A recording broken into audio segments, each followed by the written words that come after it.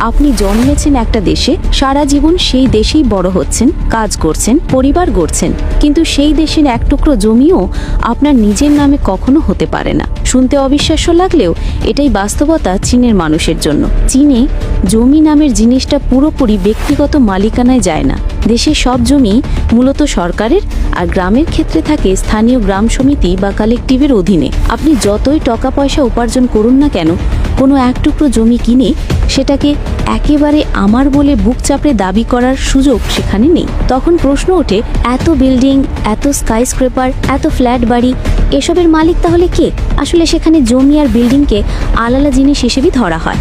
চীনে আপনি চাইলে একটি ফ্ল্যাট, একটি বাড়ি বা বিশাল একটি কমার্শিয়াল বিল্ডিং কিনতে পারেন। সেই সম্পত্তির কাগজপত্র, দলিল, ডকুমেন্ট সবই আপনার নামে হবে, কিন্তু নিচের জমিটা কখনো আপনার হয় না। আপনি যা আসলে পান তা হলো ল্যান্ড ইউজ রাইটস, অর্থাৎ নির্দিষ্ট মেয়াদের জন্য সেই জমি ব্যবহারের অধিকার। এই অধিকারও আবার এক এক ধরনের ব্যবহারের জন্য এক এক সময়ের। বসবাসের জন্য যে রেসিডেন্সিয়াল জমি, তার ইউজ রাইটস সাধারণত 70 বছরের জন্য দেওয়া হয়। ইন্ডাস্ট্রিয়াল জমির ক্ষেত্রে এই সময় কমে দাঁড়ায় প্রায় 50 বছর, আর কমার্শিয়াল বা ব্যবসায়িক জমির জন্য থাকে প্রায় 40 বছরের চুক্তি।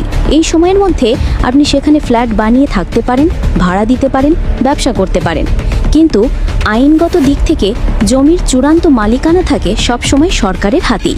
এখন স্বাভাবিকভাবেই মাথায় আসে আরেকটা প্রশ্ন, 70 বছর, 50 বছর, 40 বছর শেষ হয়ে গেলে কি হয়? তাহলে কি হঠাৎ একদিন সরকার এসে বলে সময় শেষ, এখন বেরিয়ে যান? বাস্তবে ব্যাপারটা একটু আলাদা ধরনের। রেসিডেন্সিয়াল জমির ক্ষেত্রে বেশিরভাগ সময় সরকার সেই ল্যান্ড ইউজ রাইটস আবার নবায়ন করে দেয়, সাধারণত কিছু ফি বা চার্জ নিয়ে। এতে মানুষ তাদের বাড়িঘর হারিয়ে রাস্তায় নামতে হয় না, ভয়েও থাকে না যে হঠাৎ সবকিছু কেড়ে নেওয়া হবে। তবে আইনের ভাষায় হিসাবটা পরিষ্কার, কেউ জমির মালিক নয়, সবাই কেবল ব্যবহারকারী। বিল্ডিং, অ্যাপার্টমেন্ট, কনস্ট্রাকশন এসব আপনার নামে থাকলেও মাটিটা কিন্তু শেষ পর্যন্ত রাষ্ট্রেরই।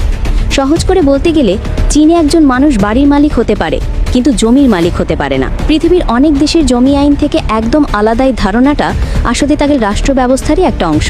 আর এভাবেই চীনে জমি মানে ব্যক্তিগত সম্পত্তি নয়, বরং রাষ্ট্রের নিয়ন্ত্রণে থাকা এক বিশাল সম্পদ, যার উপর মানুষের অধিকার থাকে শুধু নির্দিষ্ট সময়ের জন্য।